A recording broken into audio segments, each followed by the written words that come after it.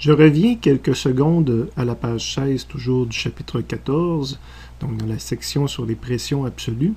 J'aimerais que vous ajoutiez la deuxième version de l'équation que j'ai mis ici. C'est un synonyme, ok, souvent pression hydrostatique. On va aussi appeler ça pression relative, même que la deuxième, dans le fond, serait même meilleure que la première. Mais sauf que la façon de calculer la pression relative, souvent, c'est une pression hydrostatique, c'est-à-dire que la pression relative, sauf de très rares exceptions, c'est toujours la pression exercée par une hauteur de fluide. Mais la vraie équation, c'est que la pression absolue, c'est ma pression relative plus la pression zéro.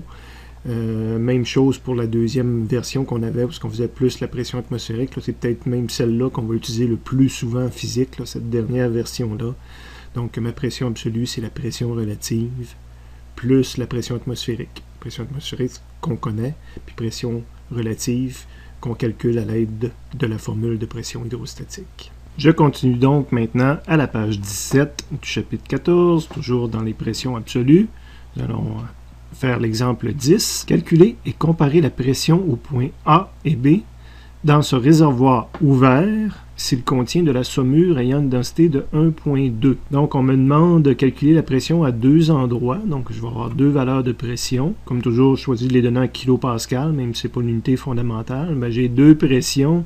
Donc, il va falloir que j'utilise la lettre P majuscule, mais que je puisse les différencier. On me demande la pression aux points A et B, donc ça va être des pressions absolues parce que je vais tenir compte du fait que c'est un réservoir ouvert et qu'il y a une pression atmosphérique. Donc, ça va être la pression absolue au point A et la pression absolue au point B. Seule autre donnée qui est donnée, c'est que je connais la densité qui est égale à 1,2. Je pourrais m'arrêter là, mais je vous rappelle ce qu'est la densité. Bien, la densité, c'est quand on compare la masse volumique de notre fluide avec la masse volumique de l'eau. Donc, ce 1,2 là, c'était lorsque je fais la division de la masse volumique du liquide divisé par la masse volumique de l'eau.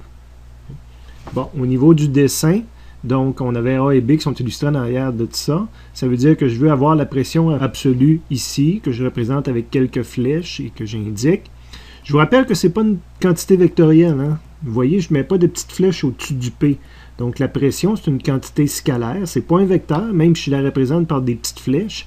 Dans les faits, la pression absolue, c'est une grandeur physique qui s'exerce dans toutes les directions, pas dans une seule direction.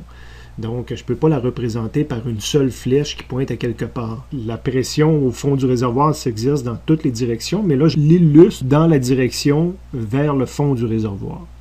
Même chose en B, donc j'ai une pression, puis j'ai mis quand même les mêmes longueurs, même si ce n'est pas des vecteurs, les mêmes longueurs de flèches, puis les mêmes quantités de flèches par unité de surface, si on veut, pour illustrer justement qu'on a la même pression. Je voudrais montrer qu'il y a plus de pression, deux solutions, soit que je mets des flèches plus grande, ou encore, une autre façon que j'aurais pu montrer qu'il y a plus de pression, c'est que je mets des flèches, mais plus collées.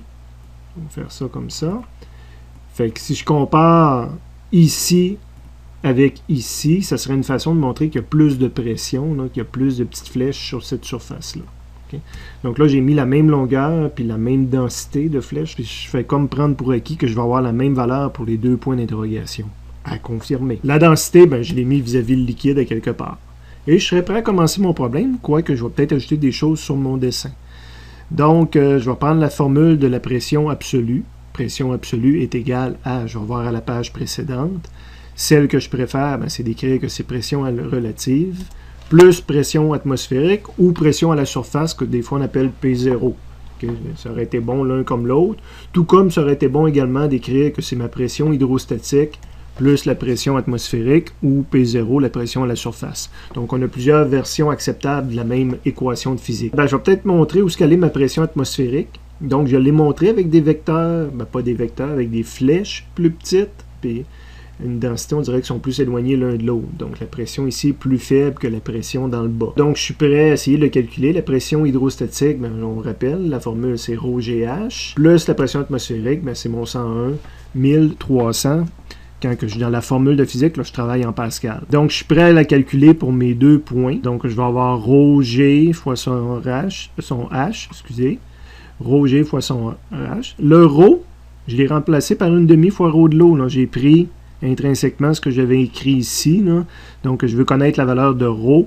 ben, le rho de l'eau monte de ce côté-ci, puis ça fait une demi-rho de l'eau. Okay? Évidemment, c'est pas de l'eau qu'il y a ici, c'est de la saumure, donc un genre d'eau salée, si on veut. J'ai encore mon plus 100,3 de ce côté-là. Et là, ben, j'ai plus HA, puis pas plus, mais je veux dire, j'ai HA dans la première situation, puis HB. Donc, il faudrait que par géométrie, que j'analyse ma situation pour déterminer HA et HB.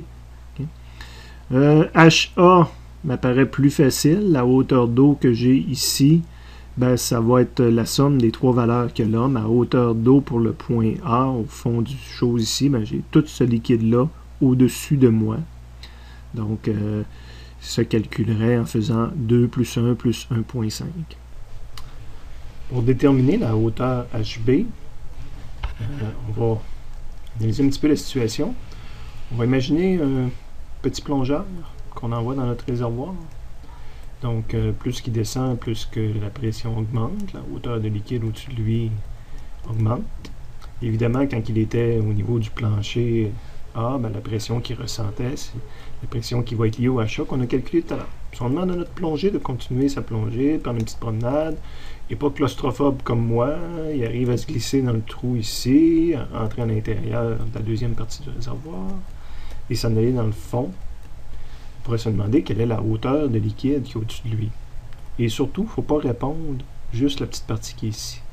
La pression que ce plongeur-là va ressentir, c'est la même pression que lorsqu'il était sur le plancher de l'autre côté. Donc, dans les faits, c'est la même hauteur. Okay? Même s'il y a du vide au-dessus de lui, la quantité de liquide qui crée la pression, c'est la même. Donc, faut réaliser cette chose-là, là, que la pression, si on s'en irait dans une caverne sous-marine, ben, c'est pas juste parce qu'on est dans une caverne de 3 pieds de haut. Non, c'est toute la quantité d'eau qui est au-dessus de nous jusqu'au temps qu'on atteigne la surface. Donc, HA et HB, dans le fond, vont être égales. Okay?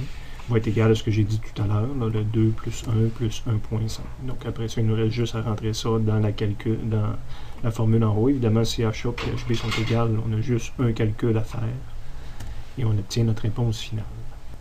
On continue maintenant avec l'exemple 11 qui se lit comme suit. Un réservoir fermé, information importante, est rempli de 3 couches de liquide superposées. Du fond vers le haut, il y a respectivement 20 cm de mercure, 1 mètre d'eau et 1,5 mètres d'huile SAE 30.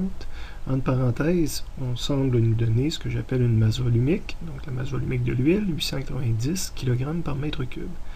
Quelle doit être la pression au sommet du réservoir pour que la pression au fond du réservoir soit 60 kPa?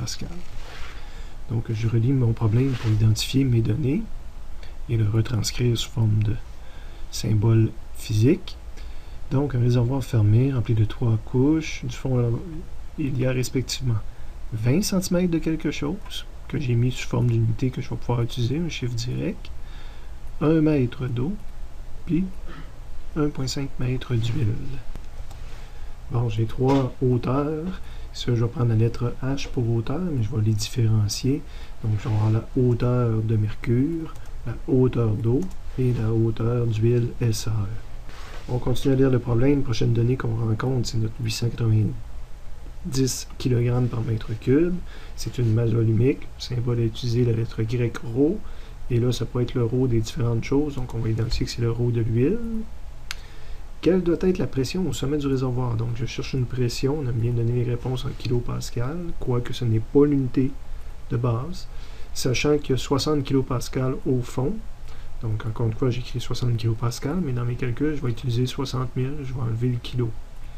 J'ai 2 pressions, donc 2 fois la lettre P majuscule, mais il faut que je fasse une différence. Ça, c'est au sommet. Donc, c'est la pression à la surface. Je vais l'appeler P0, comme on a vu dans les formules quelques pages précédemment. Et la pression au fond, pour la différencier, je vais l'appeler pression au fond. Donc, qu'est-ce que je vais faire comme dessin pour représenter ça? Ben, réservoir, donc un gros réservoir rectangulaire avec 3 couches, plus une couche de vide en haut, toujours, de vide, une couche où il n'y a pas de liquide en haut. Donc, dans le fond, j'ai 4 rectangles de couleurs différentes, mais 3 couches de liquide, plus un rectangle vide en haut, qui est la partie du réservoir qui ne contient pas de liquide. Pour les différencier, ben, je vais utiliser mes hauteurs sur le côté. Je vais me faire des cotes Premier rectangle, c'est la hauteur de mercure. Deuxième rectangle, hauteur d'eau. Troisième rectangle, hauteur d'huile. Prendre note qu'ils ont des grandeurs relatives. Le plus petit rectangle, c'est celui qui a la plus petite dimension, mais c'est pas à l'échelle, dans le sens que 0.20 ici versus 1, ça ne fit pas. Mais on sait que lui est plus petit que lui. Le faire vraiment de 0.20 versus 1 puis versus 1.5, lui aurait été très petit dans le dernier, dur à voir. On a comme donné la masse volumique, donc sur mon schéma, je vais représenter ma masse volumique de l'huile. On cherche la pression à la surface, donc c'est la pression en haut à la première surface de liquide. C'est la pression qui existe dans la partie ici, où il n'y a pas de liquide. Et la pression au fond. Donc la pression au fond, évidemment, est plus grande, donc j'ai mis des flèches de pression plus grandes, j'en ai mis plus. Donc deux façons de montrer que la pression est plus grande. C'est pas des quantités vectorielles nulle part, donc il n'y a pas de flèche au-dessus de mes lettres. Nous sommes maintenant à l'étape de trouver une loi de physique pour résoudre notre problème, donc de trouver la pression en haut, connaissant la pression au fond, des pressions créées par des hauteurs de liquide. Donc si je regarde dans le résumé pour l'apprivoiser un petit peu, à la deuxième page du résumé du chapitre 14, on a pression hydrostatique, mais on a l'endroit où apparaît justement notre pression P0 en haut d'un réservoir. Donc, définition de la pression absolue, c'est la pression relative plus la pression en haut du réservoir. Et la pression relative se calcule 95% du temps comme étant une pression hydrostatique. Fait que j'ai tous les outils ici pour résoudre le problème. Je retourne dans le 14, je dis donc que je vais faire un calcul de pression absolue.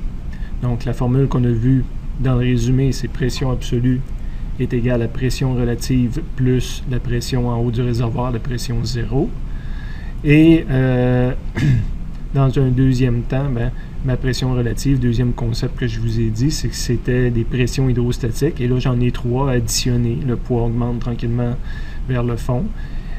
Donc, j'ai trois pressions hydrostatiques à additionner. Celle de l'huile, plus celle de l'eau, plus la pression hydrostatique du mercure.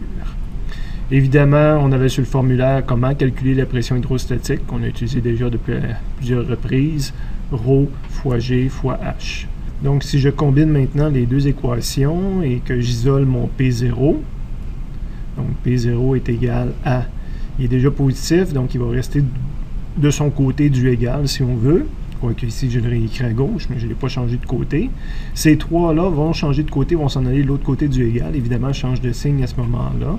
Donc, je vais avoir ma pression au fond qui est restée de son côté, moins les trois pressions hydrostatiques qu'on a ici. Mais les trois fois, je vais écrire ρG fois H. Le ρ va changer d'un fluide à l'autre, la hauteur va changer d'un fluide à l'autre, mais je vais toujours écrire le G. Donc, j'ai mis le G en évidence. OK, mise en évidence mathématique. Donc, dans le premier terme, il me reste le ρ du SAE fois la hauteur de SAE. C'est pour ça, quand je rentre le ρ à l'intérieur, je retrouve ma formule ρG fois H.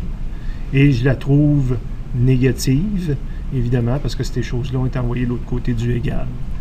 Après ça, je vais avoir ρG fois H pour l'eau. Donc, à l'intérieur, il va me rester le ρ de l'eau et le H de l'eau. Et plus le ρ du mercure fois la hauteur de mercure. Donc, il faut bien voir là, que les règles de mise en évidence mathématique ont été bien respectées. J'ai un moins en avant, des plus à l'intérieur. Donc, le moins G multiplie chacun des termes à l'intérieur, ce qui ferait que j'aurais moins ρ fois G fois H. Après ça, j'aurais moins ρ fois G fois H. Puis pour le troisième terme, j'aurais moins ρ fois G fois H. Donc, mes trois termes ici qui ont été envoyés de l'autre côté pour devenir négatifs. Je suis prêt à mettre les valeurs numériques dans ça. La pression au fond, c'était 60 kPa. Évidemment, dans la formule, j'ai écrit 60 000 là, pour respecter les unités, la cohérence des unités dans une formule de physique. Mon 9.8 et les différentes valeurs de ρ pour le SAE, 890 fois sa hauteur 1,5 m, le ρ de l'eau qui n'était pas donné ici, mais qu'on peut aller chercher dans l'annexe sur les matériaux. Donc, c'est 1000 fois la hauteur de l'eau. Et le mercure, même chose, on peut aller chercher sa valeur de masse volumique dans l'annexe appropriée fois sa hauteur. On rentre ça dans une calculatrice et on obtient 10 590 pascal ou écrit en kPa 10,59 kPa.